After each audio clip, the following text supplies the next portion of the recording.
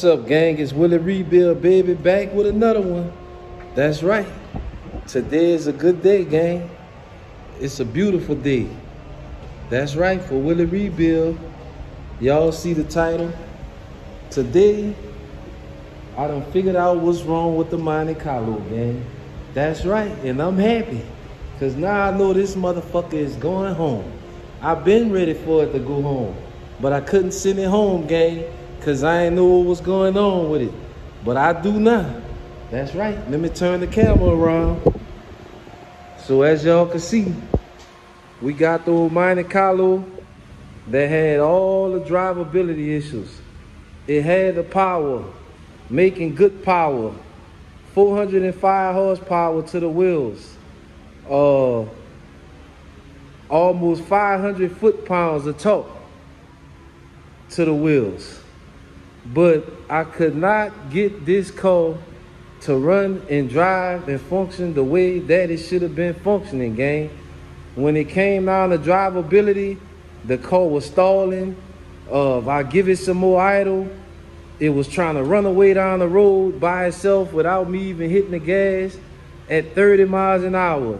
It was like a wild horse or something, gang. And I just could not figure out what was going on with this car for months and months and months.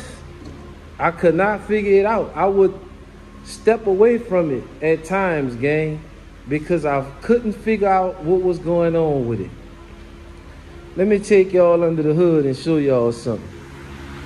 So, if y'all look under the hood, straight out the gate, you should see a difference. The difference is the intake. So, as y'all all know, or maybe some of y'all might be new subscribers, shout out to the new subscribers, man. Y'all been supporting old Willie Rebuild, getting in the comments and communicating and supporting the channel, man. I like that, man. Y'all like, share, comment, and subscribe. Share them videos, man. But as y'all can see, this is not the intake that was on here. This is just a LS6 intake, LS6 fuel rail with 42-pound injectors. So let's take a walk back here in the back and let me show y'all this piece of shit right here. That's what it is, a piece of shit. Damn near $2,000 for a piece of shit right here. Let me get it out the back and put it down here on this little stool so y'all can get a good look at a fucking $2,000 piece of shit intake. Willie Rebuild, that intake ain't no $2,000. See, the intake, the fucking what, $1,200. The fuel rail, another $300. And then I got the Holley EFI and throttle body to go on there with it. And guess what, gang? This intake is a piece of shit. And I'm gonna explain to you why. If you spending $1,000 on a fucking intake, there's no way you should have to go and pull this shell up on this intake and put silicone and shit around it. Not just that, silicone back here on the fucking map sensor. That's right. If you don't put silicone around that raggedy motherfucker, and I'm cursing on YouTube because I'm pissed off because I've been working on this intake I've been working on this car, not that intake.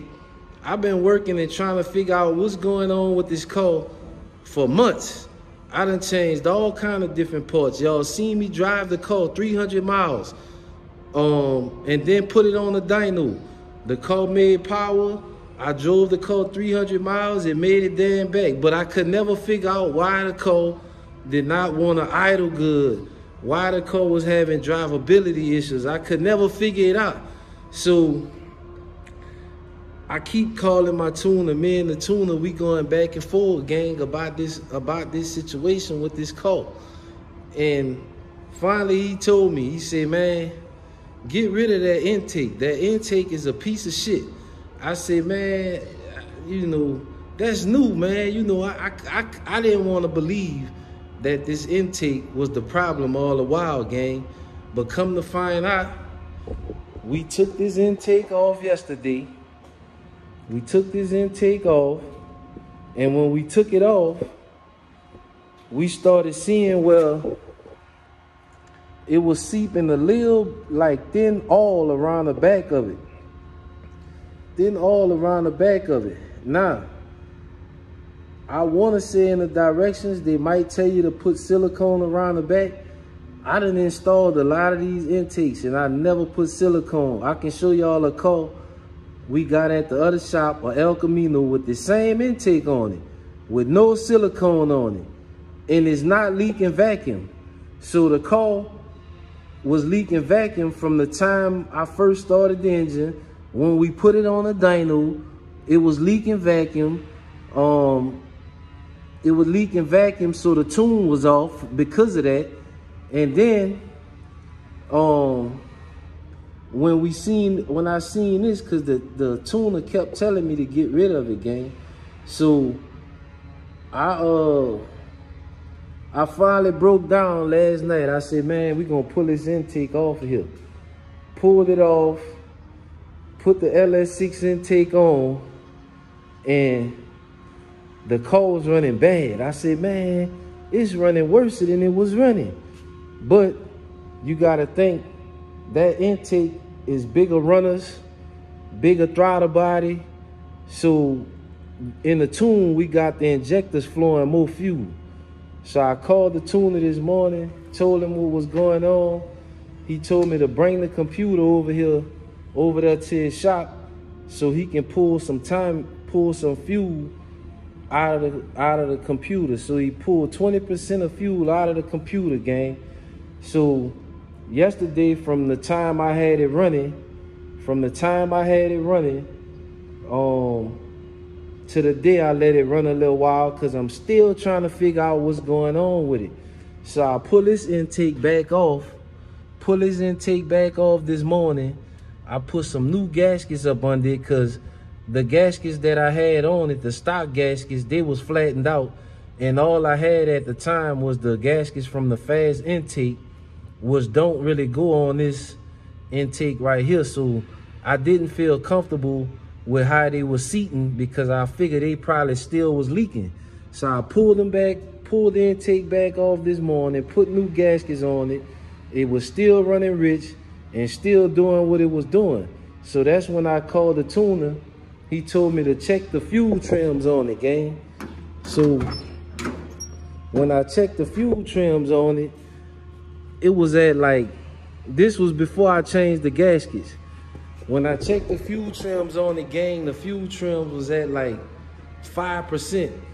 And he tell me anything under 10 is good.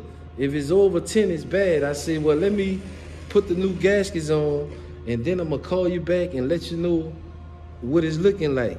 So when I put the new gaskets on, the fuel trims went up at idle from like 5 to like 19, 20%. So he tell me, yeah, it's too much fuel. Let me pull some fuel out of it. So bring the computer, put it on there, pull the fuel out of it, put the computer back on, come back and start the car. Now, remind you in that time, while I'm pulling while I went and got that out, I've been having the car running with too much fuel. So it started filing the plugs, because I pulled one plug out and it was black. So I said, nah, I ain't gonna try to drive over there to him, because it might file out, and the weather been pretty bad outside today. So I said, I don't want to be stuck on the highway trying to change plugs in the rain. So I just brought the computer to him, gang. So when I got back, I was messing with it a little. It still was kind of running groggy. And then it started cleaning up a little. I said, well, I think I'm on to something. I said, it must be trying to burn some of the fuel off the plugs, which it was. So once it tried to clean up a little, I started dropping the idle and took it for a little ride. I said, oh, it ain't running away now. So I went and pulled some more idle out of it, dropped the idle down when it drove it, and it was doing good. But I said, I don't want to take too much idle out of it right now, because I know the plugs need to be changed. So I said, let me bring it in the shop and let it cool down, and then see if when I put it in gear, because I showed y'all that before, when I put it in gear, the car would die. So I said, damn, you know, let me cool it down and see what's gonna happen. So long and behold, I've been sitting here and I've been cooling the car down, cooling the car down, cooling the car down. Now y'all see what the temperature is right now. Temperature at 111 degrees. Now, it might not start right up clean because I need to take these plugs back out. But the problem I was having, gang, is gone and I'm happy. So let's see if it's gonna start up. You can hear the little pop out the pipe. That's because the plug's falling out and it's dumping fuel in there and not getting enough spark. But it'll crank up this time.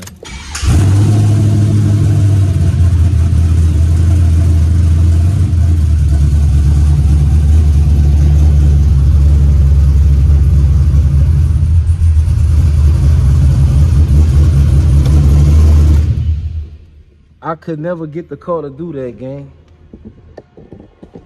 I couldn't get this car to go in gear. This car would have to get all the way up to operating temperature.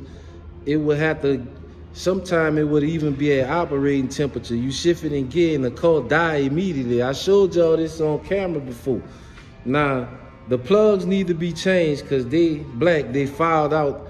You heard when I tried to crank it, it got the little poof out of the computer, but that, I mean, out of the exhaust, but that ain't no big deal. It's over with, gang. I done figured out what's wrong with the Monte Carlo, and boy, it's time to send him home. That's right. And this right here, I want that regular motherfucker out of the shop. I want that gone tonight. I might drop this off at his house, gang. That intake is a piece of shit. Now, I do have one right here on this car here. So, I guess I'm gonna have to pull this shell off, seal it all the way around with silicone, and hope and pray that the intake don't leak. Y'all get in the comments and let me know. For $1,000, $1,200 intake, should I have to pull that shit apart and put fucking Aura TV on it? Y'all get in the comments and let me know, because me, if I spend $300 on a part, I don't want to modify it. That's why I don't like to use a lot of these cheap bullshit parts, because you gotta modify them. Not that you can't get it to work. When I spend my money, I ain't trying to do no modification. I'm trying to put that shit on and go. That's right, gang. So now we can get back on the don't. The don't is finna be where I need it to be. I got everything in the making to get the don't to do what I need it to do. That's right. I got everything on the way to get it to do what I needed to do. Cause it's going out the door behind it. See, I'm trying to get rid of the headaches. These two right here, they've been giving me headaches. These two right here, that's why I got them on this side of the shop. And now I can get back on the box Chevy. Box Chevy is where it needed to be. But I already had to made it up in my mind, gang. I'm not taking another car. I'm not taking another job until I figure out what's wrong with this Monte Carlo, because this Monte Carlo been sitting in here a whole fucking year. A whole year, gang. This car came in here last November or last December at the old area 51. And it's still here. But now it's finna be gone, because I done figured out what's wrong with it, gang. That's just a short story from Willie Rebuild to y'all to let y'all see. And it was a lot going on. It was so much going on with this car, gang. I didn't even want to record it. I didn't really want to record it because I didn't know what the fuck was wrong with it. So I mean, y'all would have got tired of seeing them videos. I could have made videos of all the bullshit I went through with it for about 5 or 6 months. I done changed throttle bodies. I done changed map sensors, mass airflow sensors, because it ain't have an engine light on. My next step was to pull a cam out of it, which I done ran way bigger cams than that cam. So I felt like it wasn't the cam, but I don't know, gang. But what I do know is the headache is over, and I'm finna leave, and I'm finna go and get me some sleep, because I ain't even been sleeping, because I've been in here trying to figure out what's wrong with that raggedy motherfucker. God damn. Y'all go ahead, like, share, comment, and subscribe, gang. I can't make it up. The people who've been watching the channel know this Monte Carlo been here with me for a while, gang. It's Willie Rebuild, feeling good right now that the Monte Carlo is headed home. Yes, sir.